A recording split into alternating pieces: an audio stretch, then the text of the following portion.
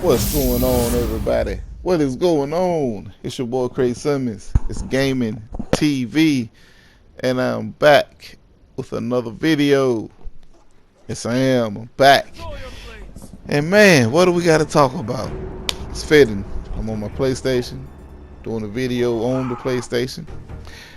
They had an event today, and I must say I did enjoy it. I liked the event. It was a pretty good show. Again, you got some people going already crazy, talking about 10 out of 10, this and that, best ever. No, it wasn't all that.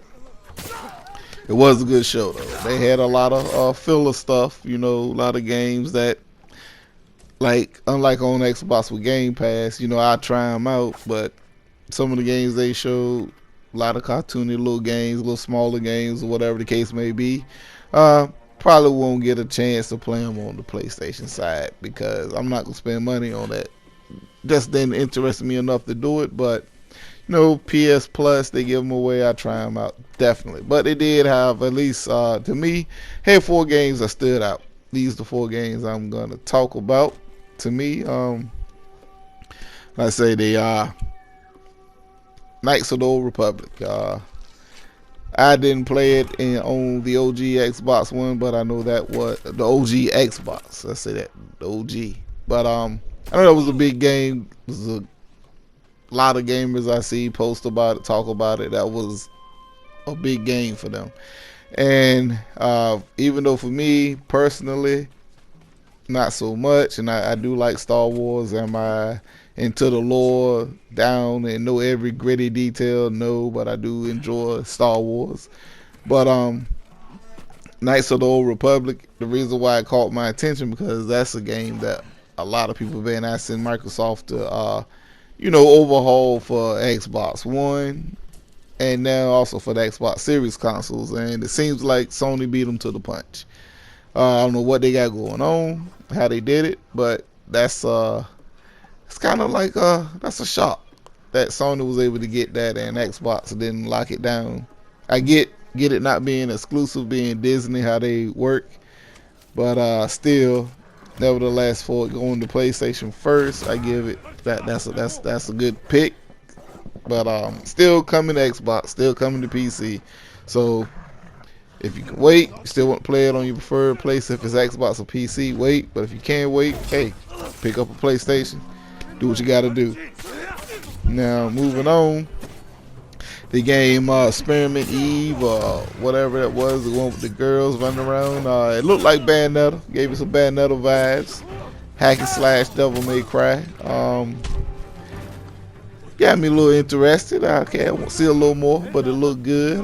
Definitely looked good visually. It looked like it played smooth, fast paced. Definitely want to see more on it. And hey, can't wait to see it. Looks good. And then we're gonna jump into what I think was probably the big shock of the show to me. Jump right into it. Was the Wolverine, quick sneak peek. I love the Wolverine game that was on the 360 and PS3 back in the day by Activision. That game was pretty damn good. Brutal, like you expect a Wolverine game to be.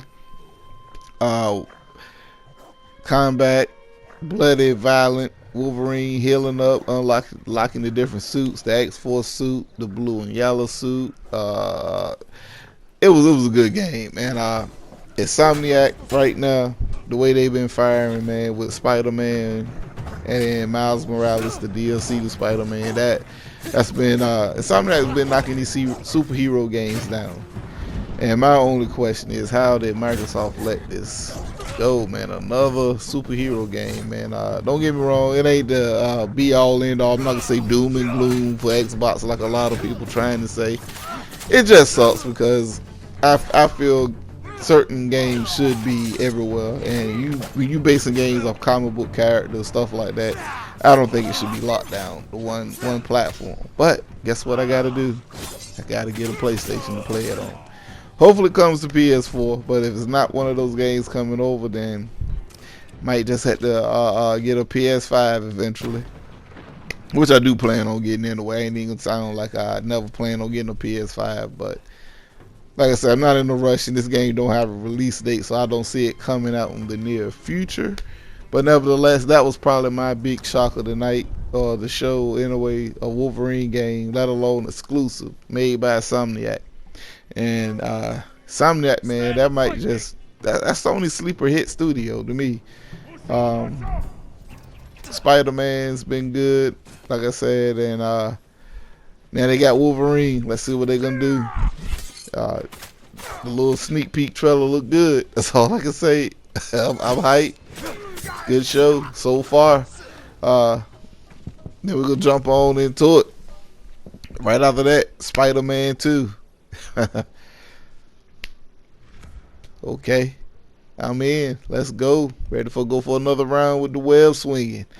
Venom hopefully is gonna be in this. Hopefully Carnage. Who knows? But after the first one and Miles Morales, I'm anxious to see what they throw at it.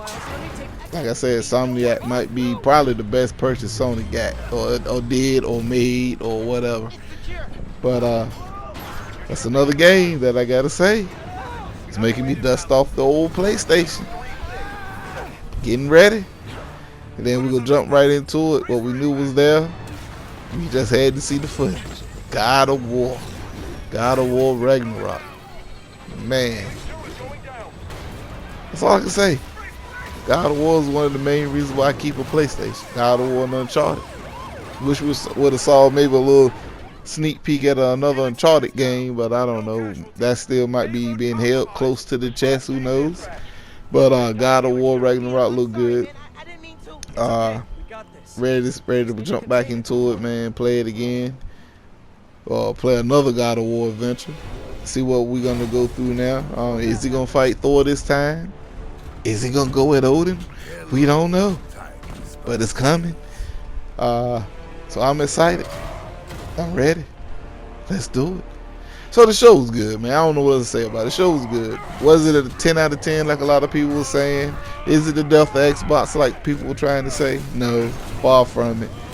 Good show. If you're a Sony guy, it might be a little held a little higher because, you know, you might like more of the games that they showed that I didn't.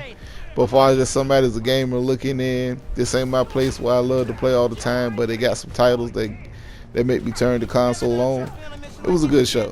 And again, it gave me a reason why I need a PlayStation in my house. Just like I got a Switch. You know, certain games come out on the Switch. I gotta have a Switch for certain few games, but nevertheless, certain games I got to have a Switch for to play. So they did what they're supposed to do. They got hype going. They got buzz going. They got people talking.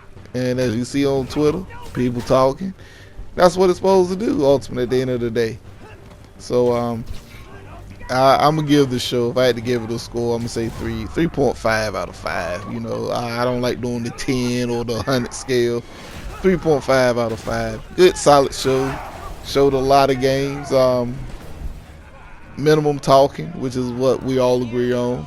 Whether you like every game shown, that's subjective. That's up to you. But for what I saw, what caught my eye, it was a good show, and got me looking forward to playing on the PlayStation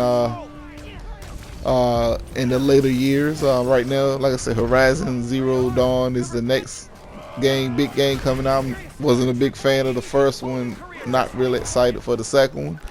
But the stuff we saw tonight, the couple titles, got me looking forward to playing on the PlayStation side. So it was a good show.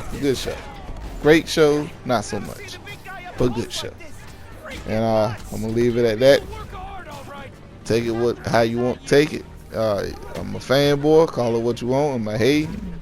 I'm just saying what I like, what I didn't like. But they did show a lot of CG and not a lot of dates, and I believe that's what a lot of people criticize the other side for. So let's see if we can see that same energy. But anyway, it's your boy Craig Simmons. It's Gaming TV. You know what I say. If you like the video, thumbs up. If you don't like it, thumbs down it. Your choice. I don't recommend it. Like, subscribe, share, and always, game on. Game on. And I am out. Let's take this big boy for a ride. Let's go. Pause, nigga. Out.